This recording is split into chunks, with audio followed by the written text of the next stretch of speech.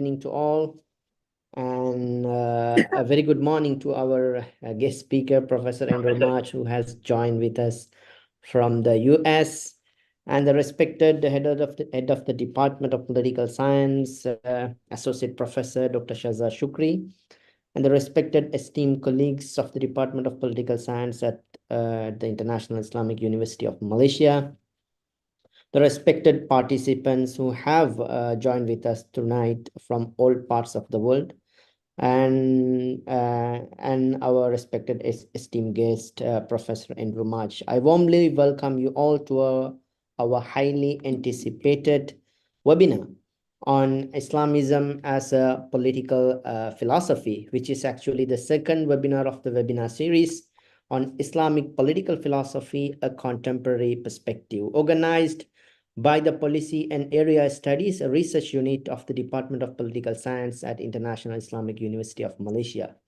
I am your moderator for today's session. My name is Dr. Muhammad Fawz Muhammad Zeki, Assistant Professor in the Department of Political Science at IIUM. So today's topic is about Islamism.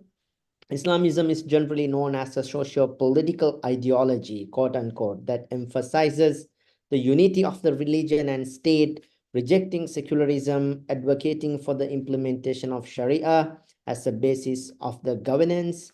And besides this essentializing portrayal of Islamism, we see the emergence of two interesting currents in the recent scholarship on Islamism. Firstly, it has started to pay a serious attention to the particularities of Islamist phenomenon in various contexts, to show that Islamism is not an static phenomenon, rather it is a dynamic one. And secondly, some of the recent works on Islamism attempt to understand the ideologues and ideas of Islamism from a more nuanced perspectives. They are trying to re-reflect their works and ideas from a more philosophical dimension, rather than treating them as mere ideologues.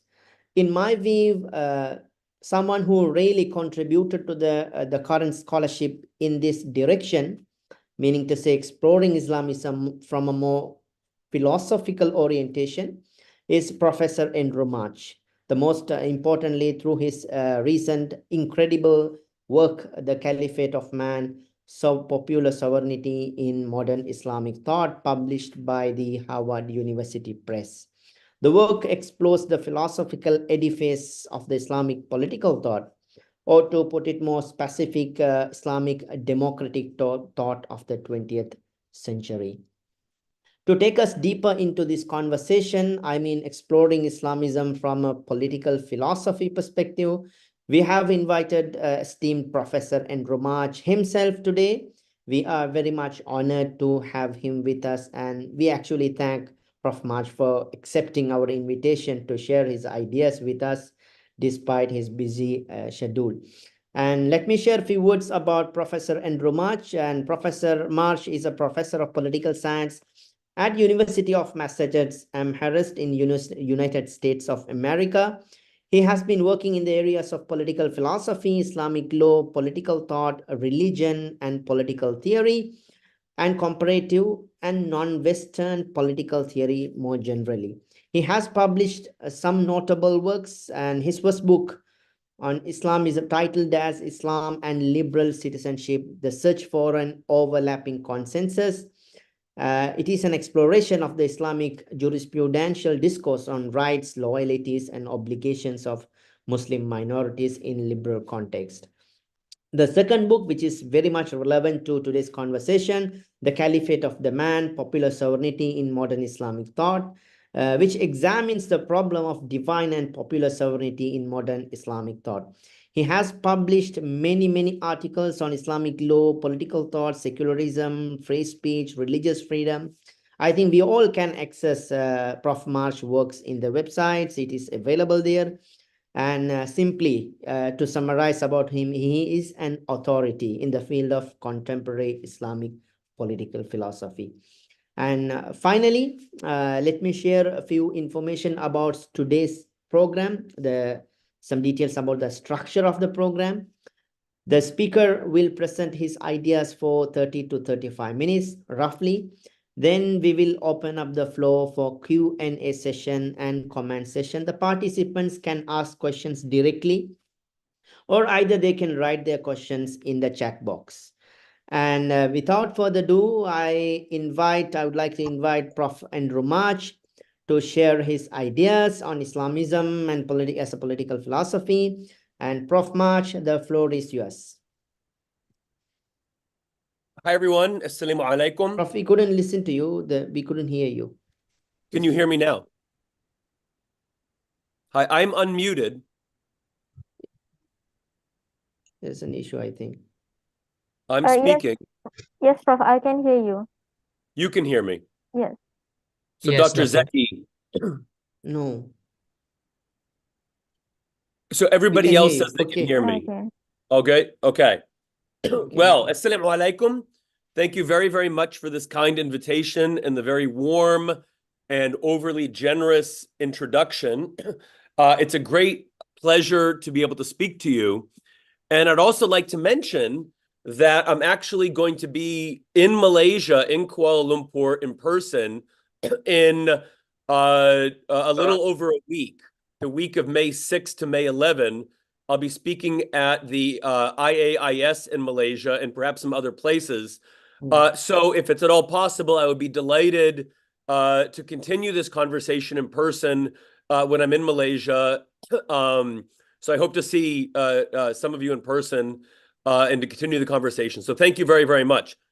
I also want to thank you very much for this excellent prompt. So the prompt to speak about Islamism as a political philosophy was given to me by Dr. Zeki, and I'm extremely grateful because it's something that I've been thinking about for quite a long time, and something that I've been taking sort of stock of when I've been doing the research that goes into my last few books. So it's a great opportunity to share some thoughts with you, some of them in outline form, some of them a bit more detailed. And I hope that those of you that are on the Zoom right now are taking notes furiously and would have something to contribute, because a lot of what I'm going to say is in the form of a question or a proposition, hoping to get your thoughts about this as well. So I'm really excited for this. And again, I hope we can continue this in person. So I'm going to begin with a few questions in order to frame and orient the conversation. So Dr. Zeki began by saying that we normally see Islamism as a political ideology that's associated with certain kinds of stock beliefs about the unity of religion and state, the need to implement the Sharia, so on and so forth. So I want to begin there. When we ask the question about Islamism as a political philosophy, what does it mean to speak of political philosophy per se? It's not just a synonym. What are the others of political philosophy? What is political philosophy contrasted with? And I'd like to give four sort of obvious alternatives. One, as Dr. Zeki said, is ideology. So somehow when we use the word philosophy, we mean it to be something different than speaking of a body of text or discourse or emotion as an ideology. What does that mean? It's also different from what we might refer to as rhetoric, or speaking merely for the sake of trying to persuade or trying to move or trying to bring about some kind of emotion or behavior in some kind of audience.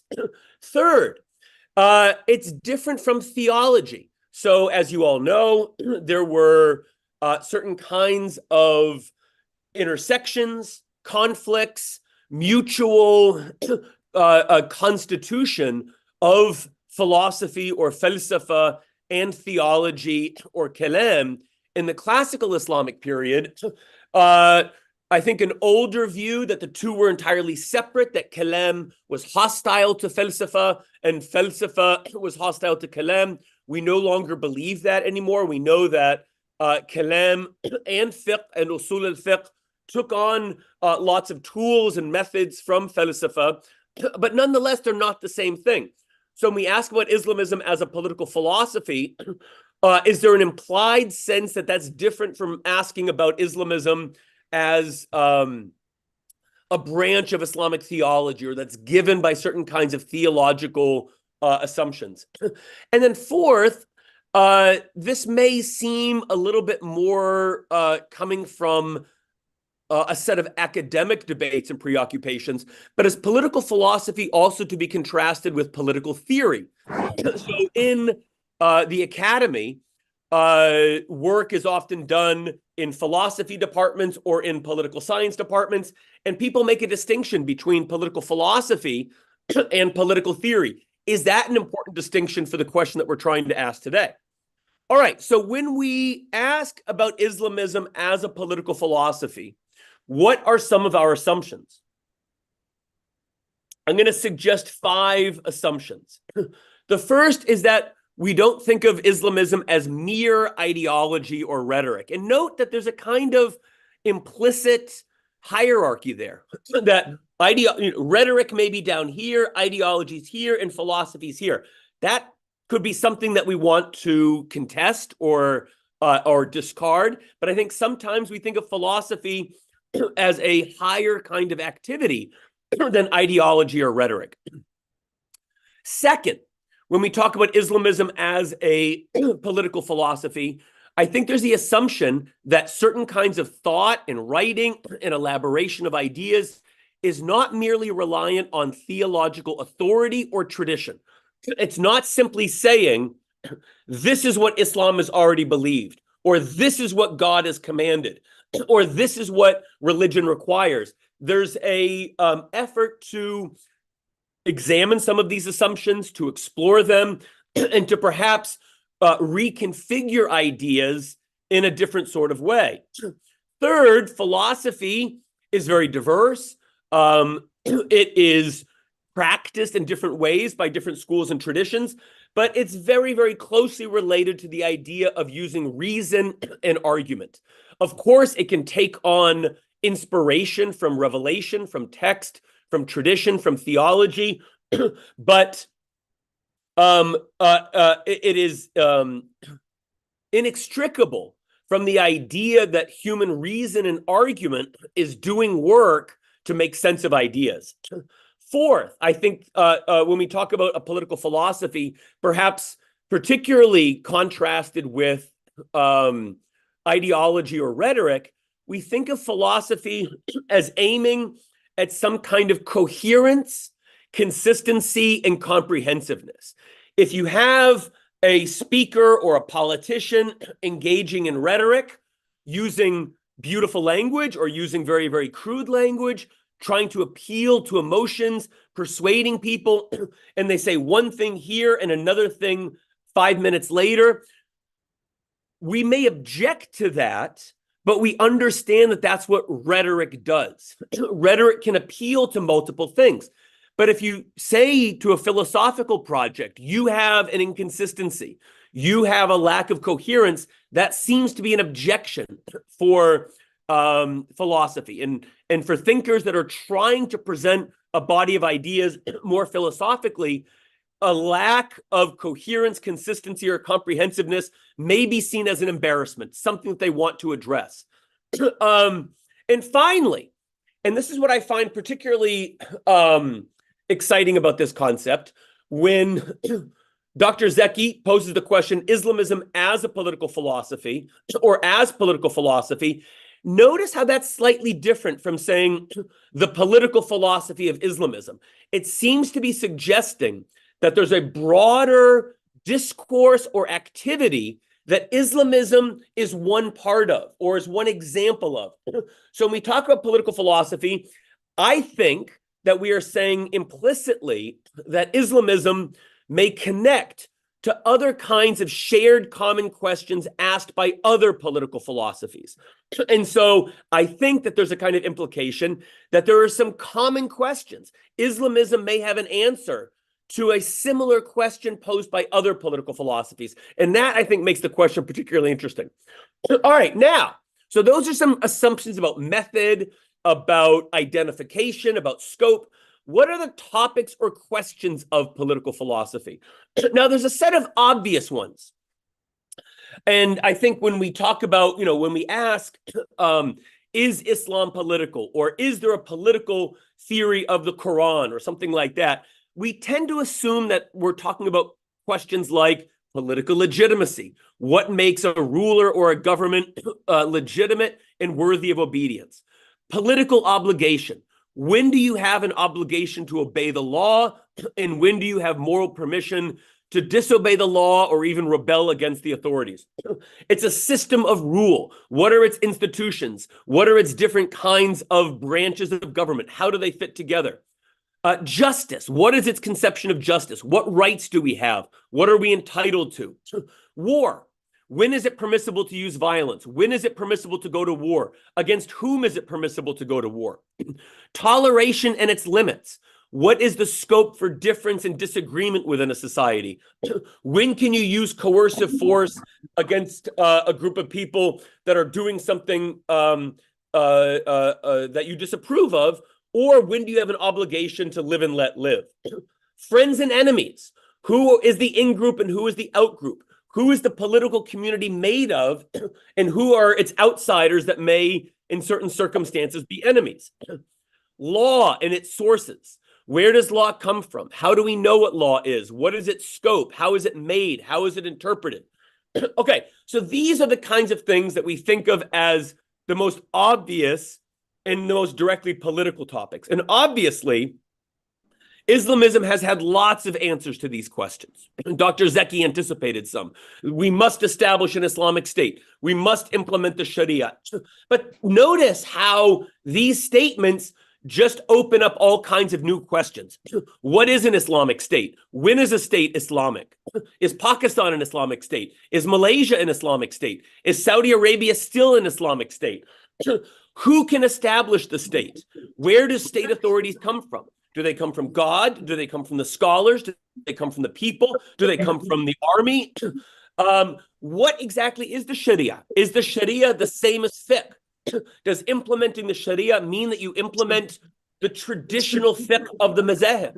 Or rather, is Sharia a more open-ended thing that is constantly being reinterpreted or recreated? Is siyasa part of the Sharia?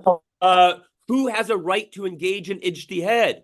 What happens if the maslahah or needs of the people conflict with some rulings of fiqh? So all of these classical statements about what Islamists believe raise an entirely new set of very, very complex questions.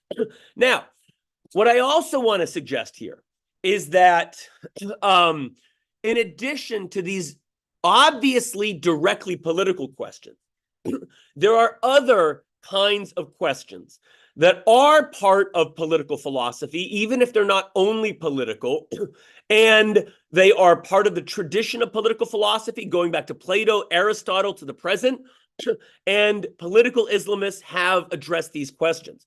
And I'm going to talk about four. The first is ontology. What exists in the world? What is the world made of? What do we assume does not exist? And so this is an important area where political philosophies are going to differ. Islamism makes certain very, very clear and necessary assumptions about the existence of God, the existence of God's agency and action in the world, perhaps other kinds of agents. Other political philosophies don't begin with that ontology. What exists in the social world? What is the social world comprised of? If you look at Marxism as a political philosophy, the social world is comprised of labor, classes, capital, finance, technology, industry, modes of production. That's where you begin. You define how the world exists, and then you understand certain kinds of things. Islamism obviously understands that there is labor, there is money, there are rich and there are poor, but that's not the fundamental set of entities that exists that Islamism begins with. You have other kinds of assumptions. There are Muslims and there are non-Muslims. There are real Muslims and there are fake Muslims. There are different kinds of things that are assumed to exist in the world. Ontology also relates to things about causality. Why do things happen in the world?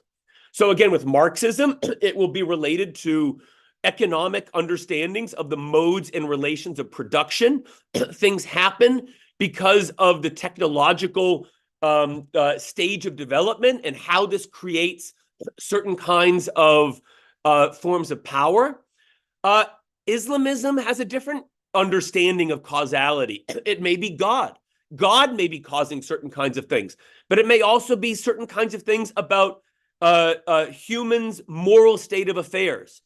Things happen because the people are virtuous or not virtuous, those sorts of things.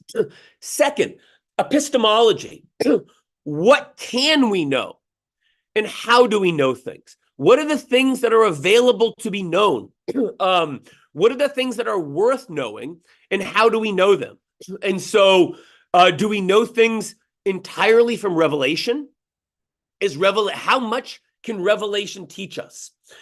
Do we know things from historical experience, from the study of history? Do we know things from other kinds of sciences, social sciences? How does that relate to issues of revelation, right? When different kinds of knowledge give us apparently different kinds of conclusions, how do we weigh those sorts of things? So those are very, very important topics of political philosophy. Third, and this is the one I'm going to spend a bit more time talking about, anthropology, the study of the human or man. What is the human? What kind of being are we? What are we composed of? Are we just bodies? Are we just matter? Are we also soul? Are we also spirit? What is our nature? What is our nature like? Are we good? Are we evil? Are we corrupt? Are we fallen? Are we godlike? What do we assume about the human being? What are our capacities? What can we do? What can we not do? How do we become good? Is it easy for humans to become good? Are we basically naturally good, and thus we need a minimum amount of socialization or power to make us even better? Or are we basically dangerous and we need lots of shaping or coercion to make us better? What is our good? What is the best kind of life? What makes for a good human life? What are human beings entitled to? When can you say that a human life is well lived? What are the limits of our action and our good? What is the limit of what we can achieve in this world as opposed to the akhirah? So these are all anthropological questions that are also philosophical and are asked by multiple political philosophies. And then finally, and this may relate a little bit to the previous three questions, but history is a philosophical problem. What are your meta-historical narratives? Is history progressive? Does it change in a certain direction like Marxism would have you believe? We're not going back to feudalism. We're not going back to early agrarian or hunter-gatherer modes of production. History moves because of the development of technology.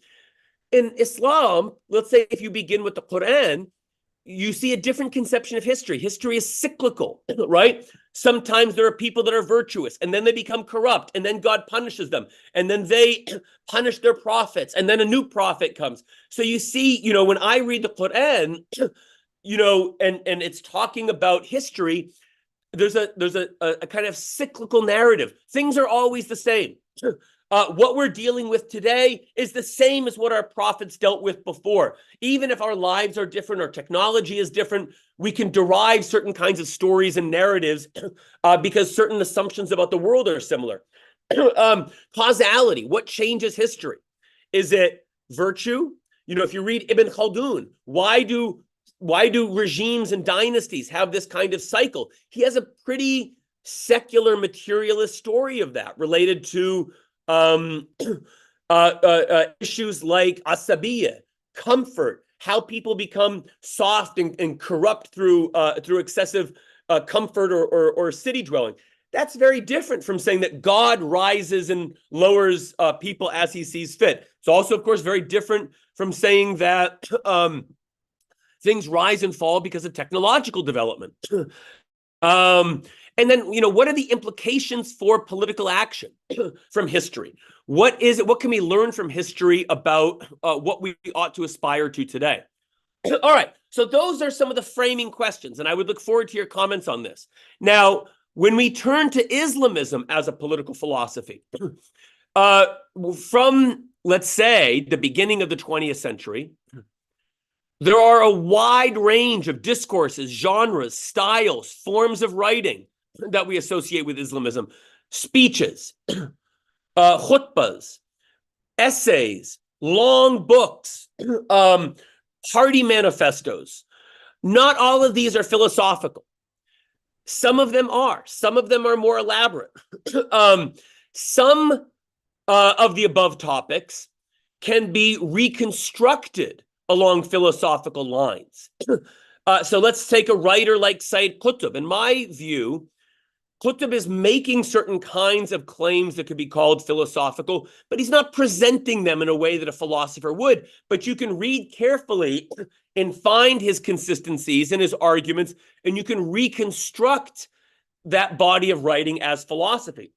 Other thinkers write in a more directly philosophical style, in the form of treatises or in the form of arguments. So Islamism has a range of things, but I think there was a tradition of addressing a lot of these questions as political philosophy.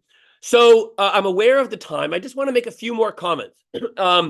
First is I want to point out some concepts and pillars of modern Islamic thought that are very widely appreciated, very widely known, but might be underappreciated pillars of modern Islamic political philosophy. So when Dr. Zeki began, he said, well, Islamism is, and then he gave these things that are the very clearly political problems, right? Islam and the state, law, Sharia. Well, what I want to say is, I think there's a couple of other concepts that are actually the real foundations of Islamism as a modern political philosophy that are very political, but they don't immediately talk about things like state and law and power and governance. And the two concepts in particular that I am particularly fond of and interested in are the concepts of fitra and the concept of istikhlaf. So fitra, of course, as you know, relates to something like human nature, the human essence, the core human self. There's a hadith, of course, that all human beings are born on their fitra, al fitra, and then their parents turn them into Jews, Christians, et cetera, et cetera. But in the modern period, it's become something like human nature. And istikhlaf is the idea that's sort of the theme of my second book, The Caliphate of Man, which is human beings as God's caliph, that God has deputized human beings in this world. Now, the first is fascinating because it relates to, again, philosophical anthropology. What is the human? What is the human like? And these are all the sets of questions that really underpin any political philosophy. If you are going to be governing humans, are they like bees? Are they like beavers? Are they like angels? Are they like bears? Are they solitary creatures? Are they social creatures? Do they naturally incline towards the common good? Do they naturally incline towards their private good?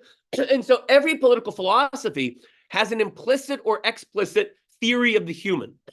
And Islamism is no different. And so when you read thinkers like Maududi, like Sayyid Qutb, like Nursi, and then later thinkers like Ghanouchi and others, the understanding of human nature is a primary preoccupation. And I want to say one thing very quickly before I forget. I think it's also something that distinguishes modern Islamic thought from pre-modern Islamic thought. Modern Islamic political philosophy, I would argue, in some ways, has a much more optimistic and positive theory of the human than pre-modern Islamic political philosophy. And that could be a little bit surprising or even paradoxical, but I think it's worth looking at. And so questions like, what are our natural inclinations? What do we desire? What do we incline towards? What do we what tends to move us? And there you have theories of, well, we like the things of this world: money, family, luxury, food, intimacy. All of these things. We are made of human stuff, but we're also naturally monotheistic. Humans naturally inclined towards believing in a creator. This is universal. We naturally respond well to being made good. We don't struggle that hard against things like prayer, fasting, sharing our wealth, loving our fellow Muslims. These things are very frequent themes in modern Islamic political philosophy, and they have very important implications for theories of the governance of society. What does the Sharia mean? Why is the Sharia a path towards emancipation? Those kinds of things. What is our psychology? How do we tick as beings, right? What do we respond to? What is the relationship of all of this to the divine law? And so you have a very, very frequent claim that I think begins with Maududi, and Qutb really elaborates this, which is that, we're a little bit good, a little bit selfish, but the Sharia is naturally matched to our fitra. The Sharia is not something that we perceive as hostile to us or outside of us or imposed upon us or mysterious or why do I have to do this? Or, what's the good of this? It controls us and it shapes our behavior and it directs us and it says, no, you can't do that. But it's like that we're clay that is easily molded in that direction. The Sharia makes us happy. It makes us realize our higher self, given who we are, given the things that we naturally desire. The Sharia is not that demanding, right? Think about the claims that are made about Christianity. What does Christianity tell us? Love your enemy. Why would I love my enemy? That's so unnatural. Disregard worldly wealth. Why would I do that? The Quran tells us that worldly wealth is acceptable.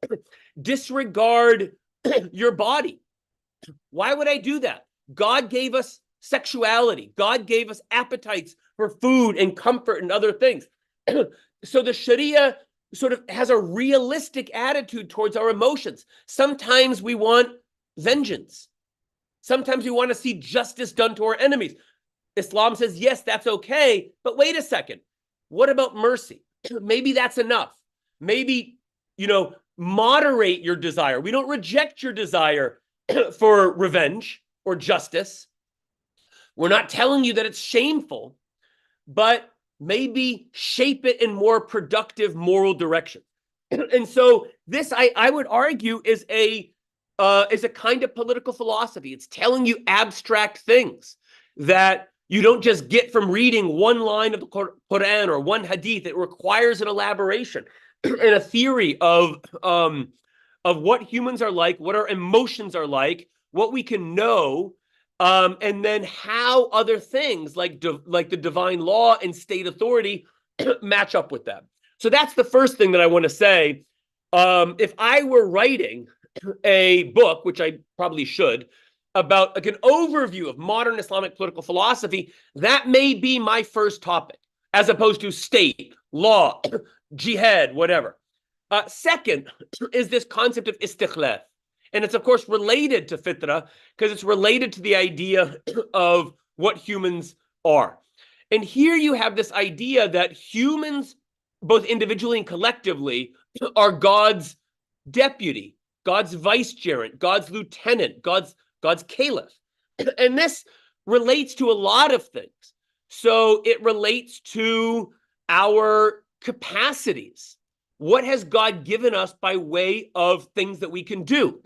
We can learn things. We have intellect. We can develop our capabilities. We can interact with humans in certain kinds of ways. We can use the natural world in certain kinds of ways. So it's a theory of what we're capable of. It's a theory of our functions, right? What can we do? We can do certain kinds of things in the intellectual realm with our minds, in the emotional realm, in the physical realm, in the spiritual realm. So it's a theory of what we're capable of, what we can do. It's also a theory of our status. So being God's caliph is an elevated status. It's higher than the non-human animals, but it's also higher than our rulers. It's higher than our generals. And in some cases, it's even higher than the ulama, because we're all divine caliphs, and nobody stands between us. So there's this theme that there's nobody between God and the people. Even the ulama have to be recognized by the people. So it's a status that then leads to certain kinds of important political implications. It's a theory of well-being. So many Islamic political philosophers, when they're talking about things like human rights, oh, the West talks about human rights, and do we have human rights? We do, but our conception of human rights is given by our understanding of what it means to be God's caliph. Things like property rights, education, the right to marry, the right to speech, all of these things are present, but their meaning and their shape and their scope is informed by this understanding of what human beings are. That tells us what rights we have, what entitlements we have, but also what limits we have. All right. So those are two things that I think are widely understood, right? Everybody has heard of fitra before. Everybody's heard of khilafah before.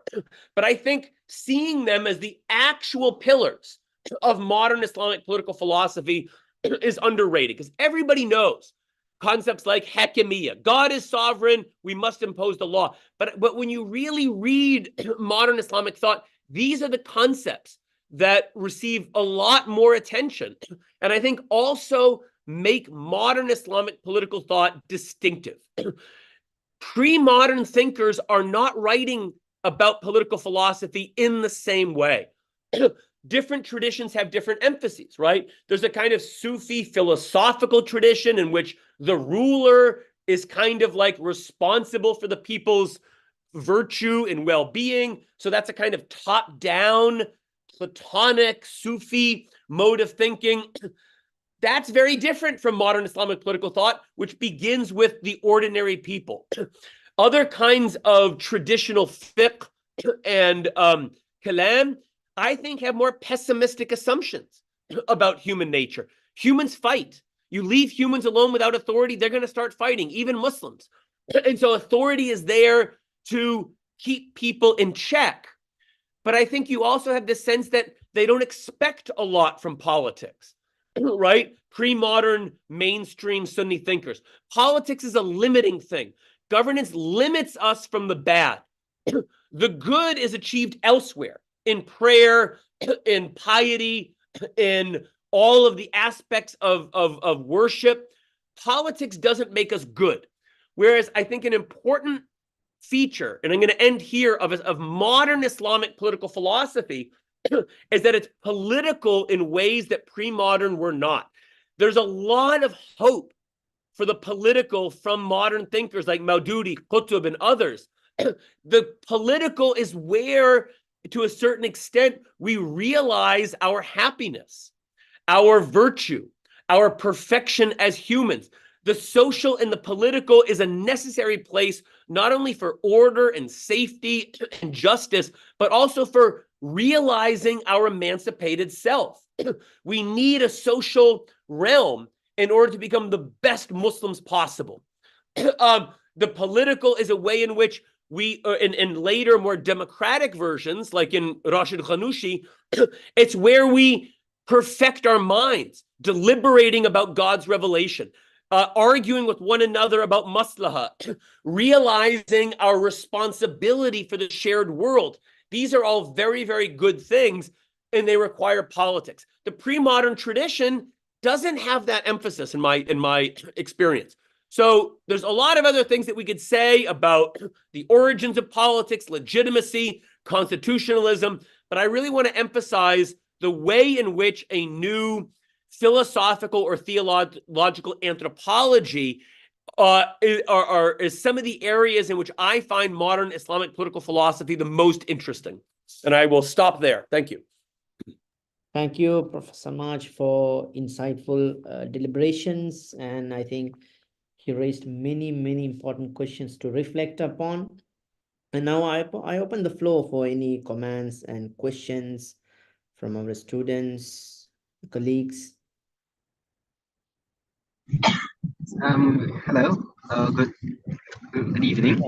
Yeah. I'm an Ali Talib from second year political science student. So I'm wondering I heard you mention about how human beings are like naturally monotheistic. Now, how about when it comes to, a lot of the indigenous societies, for example, or the animistic beliefs, they have a certain belief in multiple deities, which seems to be a common pattern about in many places of the world. They will have like a deity in charge of wealth, perhaps, or deity in charge of happiness and all of that. So, could you explain a bit further about what you mean by uh, how humans are naturally monotheistic? Because I think that's a very interesting point to reflect on the naturality of Islam. Thank you, Ahmed. That's a fantastic question. And so let me say a few things about that. First, all I'm saying is this is a common claim within Islamic writing. Human beings have a fitra created by God. We yearn towards the unseen, and we tend towards something monotheistic. Now, as you rightly point out, that's not necessarily historically, factually, anthropologically accurate. You're right. Many societies have multiple deities or they worship other things. Some have no deities. So one possibility is that this is where Islamic political philosophy does overlap with some of these others. Theology. Well, because of our theology, we kind of have to believe this, or we have to say this. Whether or not it seems to be true, we have to assert this on grounds of aqidah. So that might be an area where we would say, this is a little bit less philosophical or less empirical and more ideological or rhetorical or theological. And then the second point is they would say, well, we have an answer to that. All this shows is that human beings, no matter where they are, they yearn for knowledge of the ghaib, of the unseen. And sometimes societies get it wrong. Sometimes societies lead them in the wrong direction that Islam will fix. But Islam will fix this easily.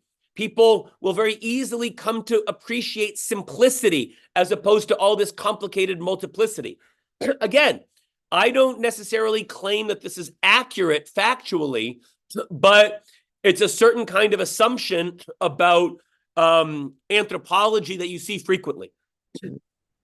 Prof. Mach, I have a question actually, that there is a fundamental argument that is going on for the many years now, that whether the modern political thought is a continuity from the traditional arguments or is a rapture. So you seems to say that there is a rapture in terms of deeper philosophical ideas. Modern Islamic political thinkers try to reread the concept or reinterpret, like the caliphate of the man, and some other concepts, it seems. And some others, like, who responded to your work sometime, I think you may have encountered those works, try to say, no, there is not that much a rapture. The idea that this Maududi and Sayyid Qutb makes is, it is a continuity from the tradition in a fundamental sense. How do you see this debate between modern political thought and the tradition? Rapture or continuity, or in between? How do you conceptualize the debate actually? Well, I would love to see some of these responses. I don't always see everything that people write in response to my work. So if you have some things in mind, I would love if you would send me these things. So I agree with both. So there are some people that say Islamism is completely new. It has nothing to do with the tradition. The Islamists are completely modern.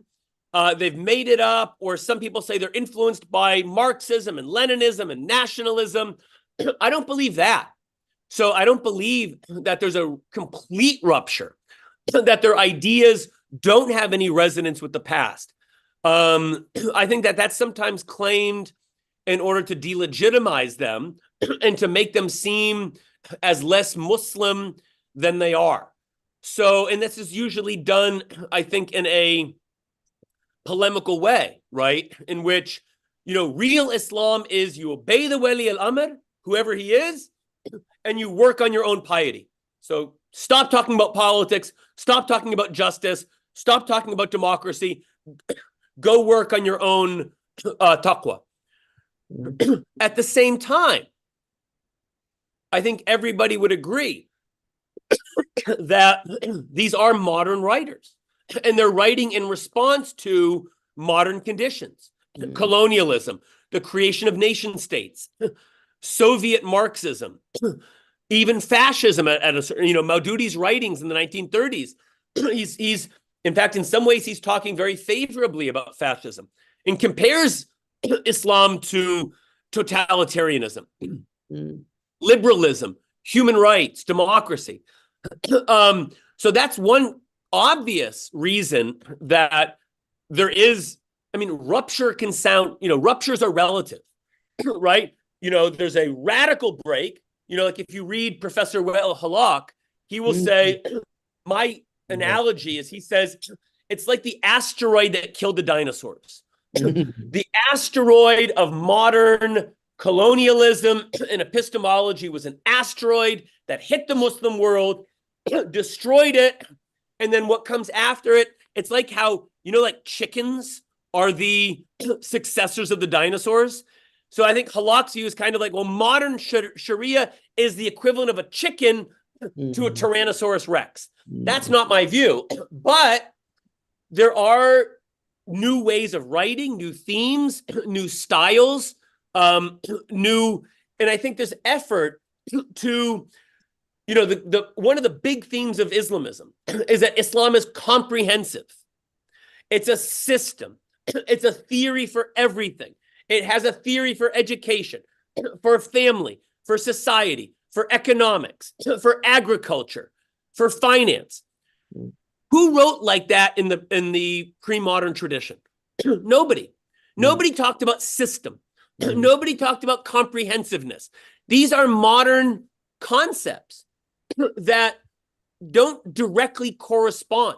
And then also, I think some of these claims, like the concept of Khalifa, that's treated very differently in pre-modern writing, right? It's in the Quran, so of course people write about it, but it's not treated as a foundation for political sovereignty.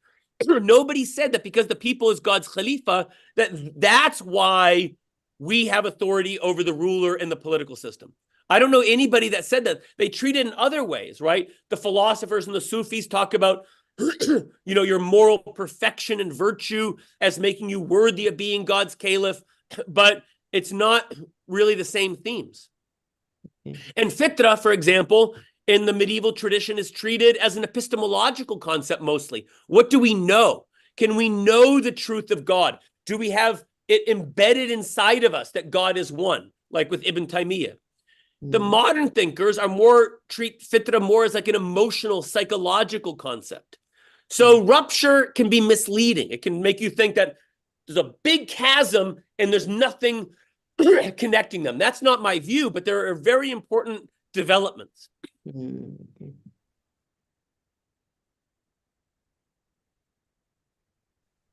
I have a question, if you don't mind. Okay, Dr. You're going. Yeah. So, Prof, can you hear me? Is it clear? Yeah. Okay.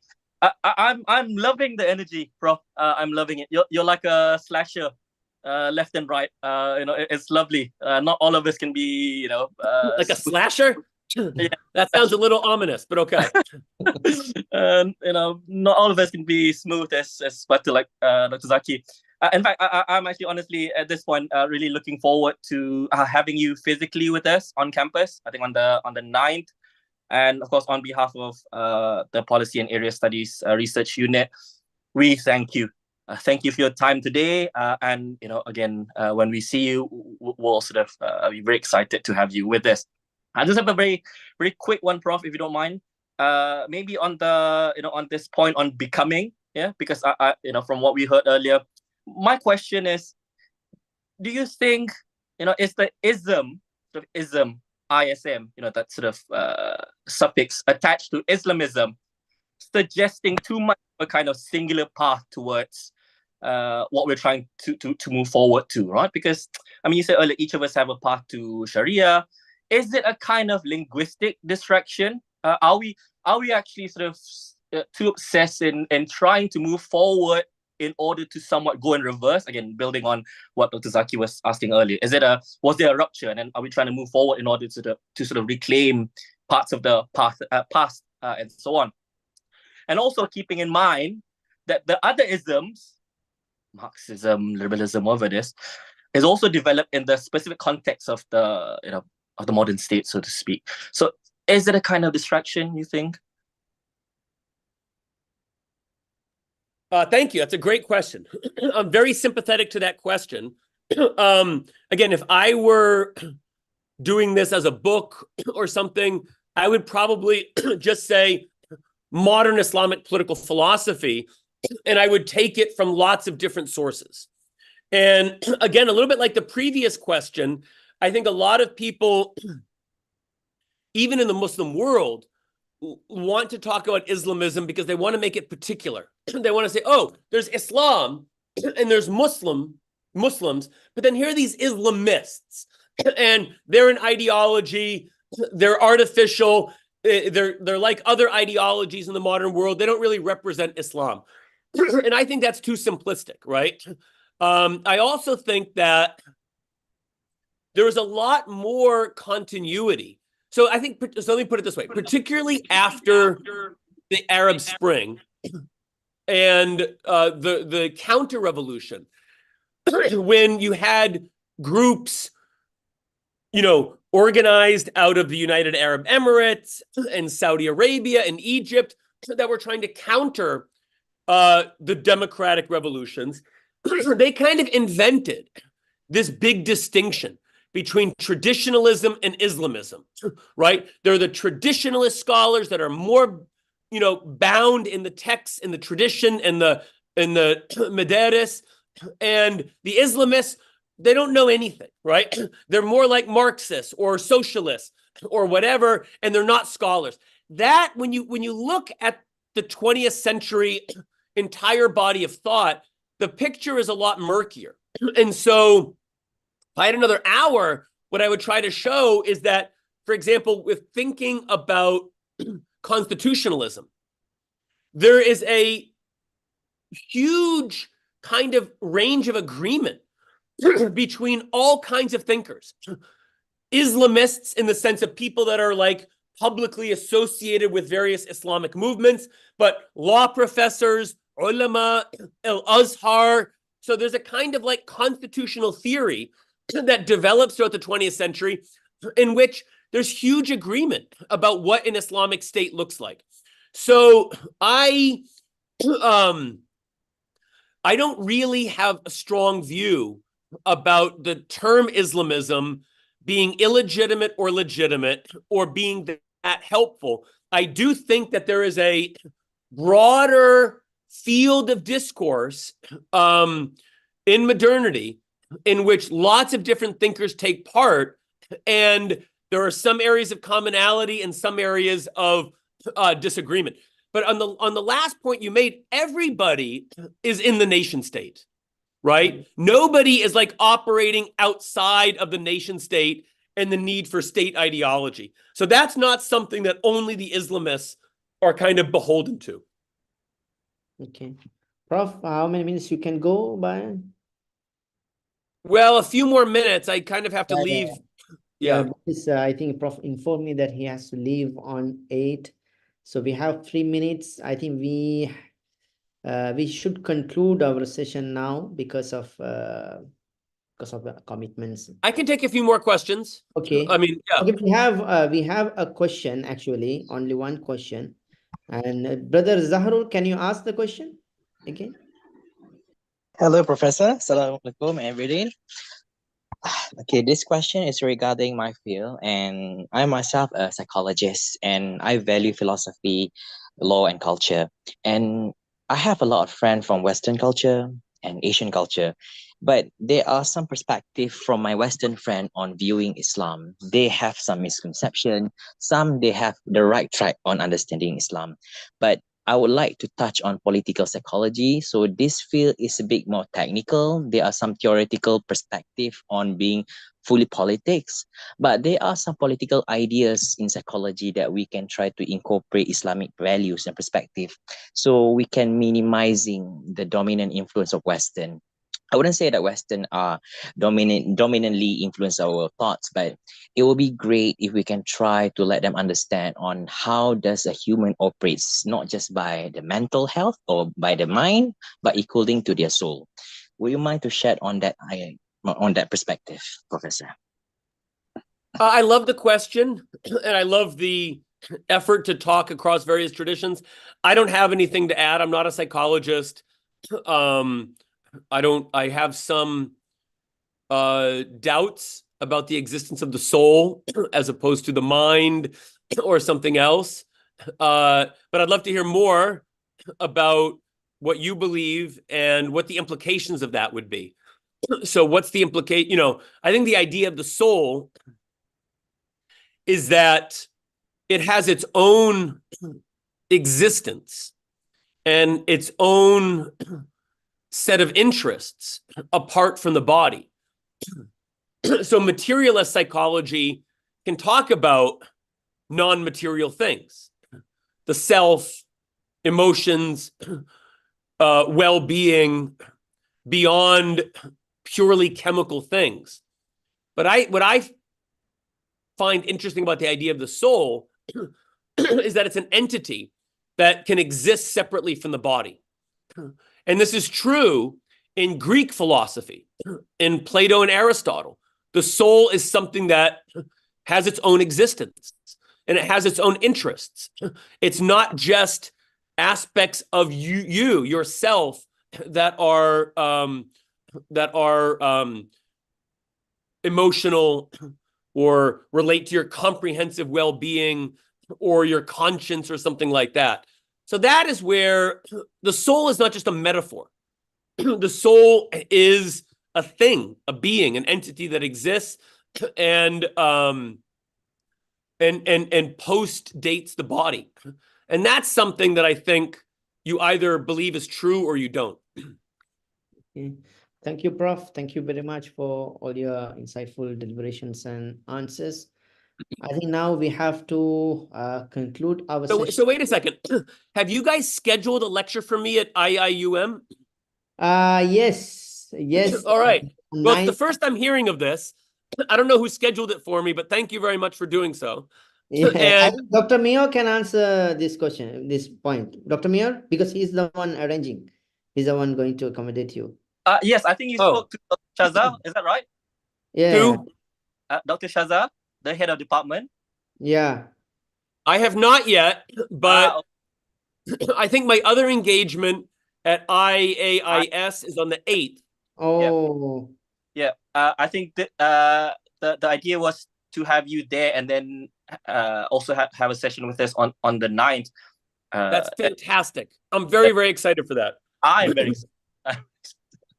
Thank you. And I am extremely excited about the Malaysian food that everybody talks about. I ask for what to do in Malaysia, and 9 out of 10 answers are eat, eat, eat.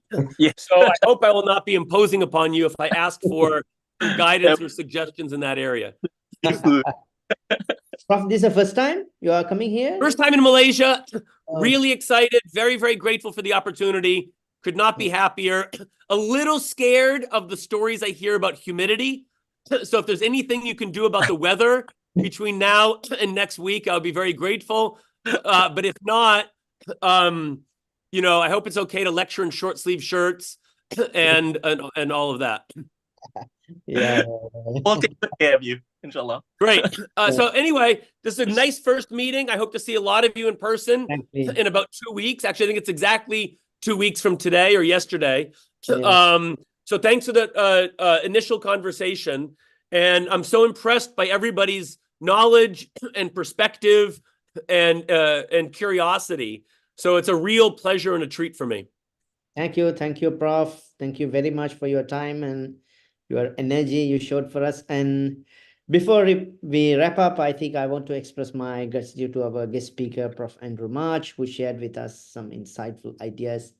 We hope to benefit from his knowledge in future, not that far, by in 2 weeks, hopefully. And a big thank you for our incredible audience for your engagement and thoughtful questions and comments. And before that, before we conclude our session, I would like to remind that we have another webinar coming up on 17th of May on Islamic public reason. The speaker of the event will be Dr. Joseph Kamsky, Associate Professor in International University of Sarajevo. I think he's the friend of Professor March. And I invite all the participants to join in that event as well and share your critical observations. And Professor March will visit our university and our department on 9th of May and for in-person lecture. And if you are around KL, please visit us on the 9th of May. And we will share a few further details about his talk in WhatsApp groups. And with this information, I conclude this webinar by reciting Dua al-Kafara. Okay. Thank you very much, Prof. Thank you, guys. See you in a few weeks. Thank you. Thank you. Thank you, Bye-bye. Professor. Thank you, Prof. Thank you. Thank you.